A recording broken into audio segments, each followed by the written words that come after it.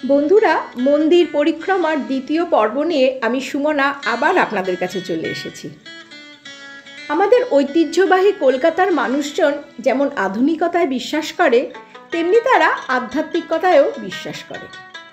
এই আধ্যাত্মিকতার নিদর্শন হিসেবে সারা কলকাতা জুড়ে ছড়িয়ে রয়েছে অপূর্ব সুন্দর ছোট বড় বিভিন্ন মন্দির। আজ আমি 3টি অসাধারণ সুন্দর মন্দির দেখার অভিজ্ঞতা আপনাদের সঙ্গে শেয়ার করতে চাই। আগের পর্ব আমরা মা মহালক্ষ্মীর মন্দির দিয়ে শেষ করেছিলাম। আজ সেই শেষ থেকেই শুরু করব। মা মহালক্ষ্মী মন্দিরের পরে আমাদের পরবর্তী গন্তব্য ইস্কনের মন্দির। আজ এখানেই আমরা দুপুরে ভোগ প্রসাদ গ্রহণ করব। মা মহালক্ষ্মী মন্দির থেকে বেশ কিছুটা সময় আগে এসে পড়ায় আমরা ইস্কনের মন্দিরের ঠিক উল্টো দিকে ভক্তি বেদান্ত স্বামী সরোবরে কিছুটা সময় কাটালাম। বেশ সুন্দর সবুজে ঘেরা একটা পার্ক।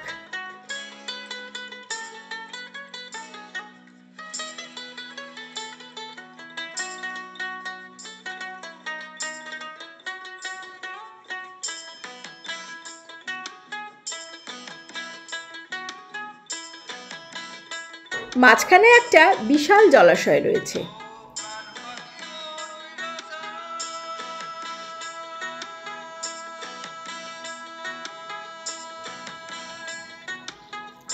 পার্কের চারদিকে অজস্র গাছপালা আর অনেক বসার ব্যবস্থা রয়েছে। বেশ মনোরম একটা পরিবেশ।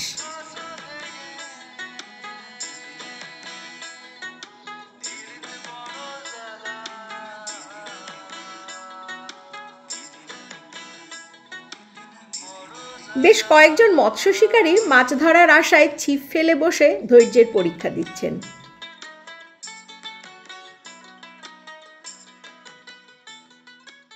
সেখানে কিছুটা সময় কাটিয়ে আমরা ইস্কনের মন্দিরের উদ্দেশ্যে রওনা করলাম। সমগ্র বিশ্বে ইস্কনের মন্দির ছড়িয়ে রয়েছে, যেখানে সযত্নে পূজিত হন শ্রী রাধাকৃষ্ণ। এই রাধাকৃষ্ণের মন্দিরটি শ্রীল প্রভুপাদজি ভারতবর্ষ তথা কলকাতার মিন্টো পার্কে প্রথম প্রতিষ্ঠা করেছিলেন। মন্দিরটির নাম ইস্কন রাধা গোবিন্দ মন্দির।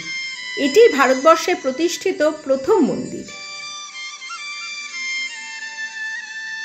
স্বামী প্রভুপাদজি তার বিদেশি ভক্তদের নিয়ে কলকাতায় এসে কৃষ্ণমন্ত্র সংকীর্তন আর সংস্কৃত শ্লোকের মাধ্যমে কলকাতার বুকে এক আলোড়নের সৃষ্টি করেছিলেন। মন্দিরটি 1971 সালের মে মাসে প্রতিষ্ঠা করা হয়েছিল। 12ই জুলাই 1972 সালে এই কলকাতা মন্দির থেকেই প্রথম রথযাত্রা অনুষ্ঠিত হয়। শ্রীল প্রভুপাদজি কলকাতায় এলে এই মন্দির সংলগ্ন একটি ঘরেই বসবাস করতেন।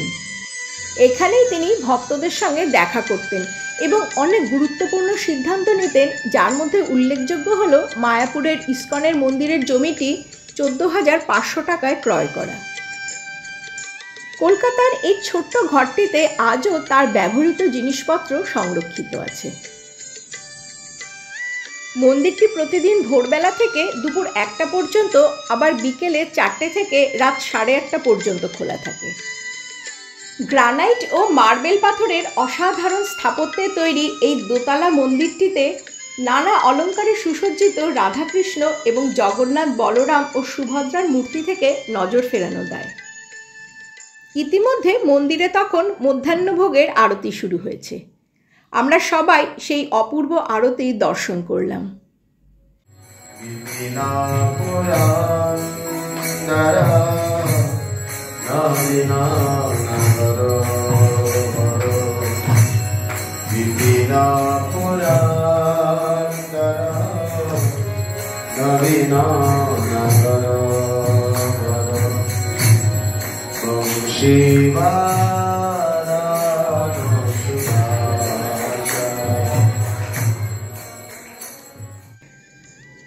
আরতি দর্শনের পরে আমরা ভোগ প্রসাদ গ্রহণ করার জন্য যে নির্দিষ্ট জায়গাটি রয়েছে সেখানে গেলাম। মন্দির সংলগ্ন দোতলা বাড়ির একটি ঘরে ভোগ প্রসাদ গ্রহণের ব্যবস্থা করা হয়েছে। সেখানে লাইন দিয়ে টোকেন নিয়ে দাঁড়াতে হয়। বহু মানুষ সেখানে একসঙ্গে প্রসাদ গ্রহণ করছেন। মাটিতে বসে খাওয়ার ব্যবস্থা, একধারে 2টি টেবিল পাতা রয়েছে।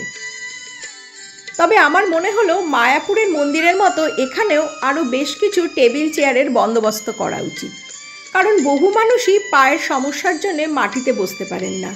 তাদের পক্ষে মাটিতে বসে বা দাঁড়িয়ে ভোগ গ্রহণ করা সত্যিই খুব কষ্টসাধ্য। মন্দিরের একতলায় রয়েছে গোবিন্দাস, যা কিনা একটি ভেজ রেস্টুরেন্ট। সেখানেও কিন্তু অনেকে খাবার খান। এখানে রয়েছে নানা রকম মিষ্টি, এগলেস কেক, ব্রাউনি, প্যাটিস ইত্যাদির বিশাল সম্ভার। তার পাশেই রয়েছে গিফট শপ। এখানে নানা ধরনের ধূপকাঠি, অপূর্ব সব মূর্তি, পেতলের পুজোর সামগ্রী, প্রচুর বই এবং আরও বিভিন্ন রকম সামগ্রী রয়েছে। অনেকেই নিজের জন্যে বা কাউকে উপহার দেওয়ার জন্য কেনাকাটা করছেন। এখানে বেশ কিছুক্ষণ সময় কাটিয়ে আমরা আমাদের পরবর্তী গন্তব্য বিষ্ণু মন্দিরের উদ্দেশ্যে রওনা দিলাম।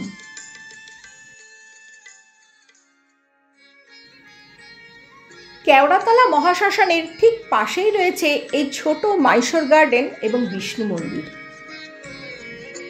এতদিন কলকাতায় থাকলেও অনেক কিছু সুন্দর জায়গা এখনও কিন্তু আমাদের দেখা হয়ে ওঠেনি।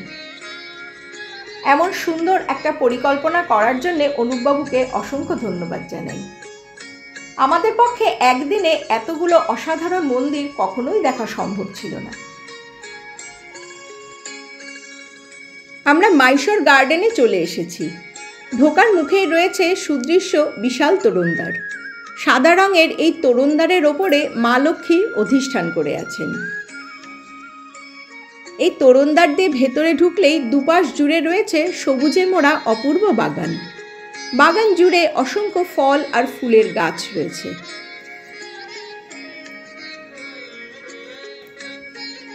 এই জায়গাটির ইতিহাস ছোট্ট করে একটু বলে নিই। মহীশূরের মহারাজ রাজা চামার রাজেন্দ্র ওয়াদিয়ার কলকাতায় আসার পরেই প্রাণঘাতী ডিপথেরিয়া রোগে আক্রান্ত হন এবং 7 দিনের মধ্যেই মাত্র 33 বছর বয়সে 1894 খ্রিস্টাব্দে 28শে ডিসেম্বর পরলোক গমন করেন। মহীশূরের রাজপরিবারে গভীর শোকের ছায়া নেমে এসেছিল।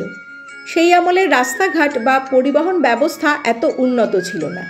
রাজপরিবারের সদস্যরা স্থির করেছিলেন কলকাতাতেই রাজকীয় আড়ম্বরে মহারাজের শেষকৃত্য অনুষ্ঠান সুসম্পন্ন করা হবে।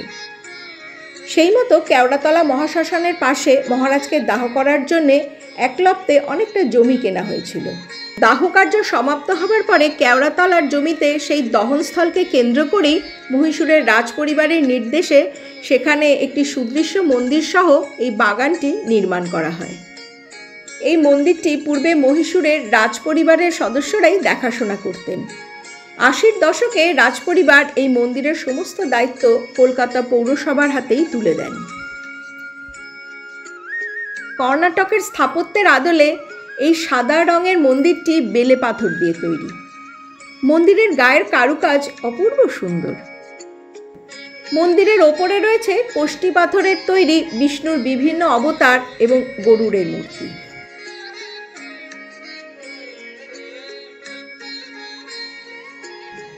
মন্দিরের গর্ভগৃহে পূজিত হন কোষ্টি পাথরের তৈরি শ্রী বিষ্ণু।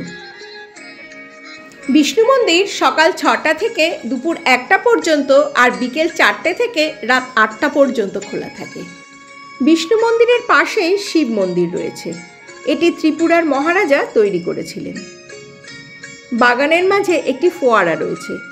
সন্ধ্যের সময় এটি চালু করা হয় এবং তখন নানা রকম আলোও জ্বালানো হয়। মন্দিরের গায়ে প্রাচীন কলকাতাকে খুব সুন্দরভাবে ফুটিয়ে তোলা হয়েছে।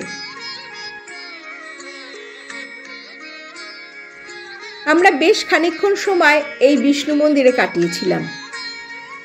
আমাদের বঙ্গ ট্যুর অ্যান্ড ট্রাভেলসের কর্ণধার অনুপবাবুকে অনুরোধ করেছিলাম তাদের পরিকল্পনা সম্পর্কে কিছু জানাতে।